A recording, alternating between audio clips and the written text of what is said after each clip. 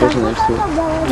Това човек, който разбере му го казва, значи, когато го правиш по-бързо, след това се получава някакси разминаване. Плавни движения. Ама сега не го направих много бавно. Няма значение, учиш се. И другото нещо е, че е хубаво, понеже има подставка, която може да се сложи като статив. Тя има, обаче ние намерихме. И сега ще дрепти. Подставката е наистина няма никакво трептение, защото е... Да, така ще само ще остава да се... Браво!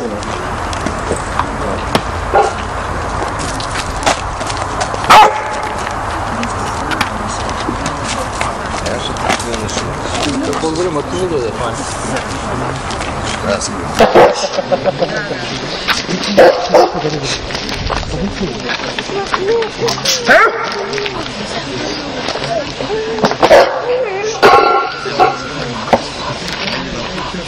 Тя, пеньоката...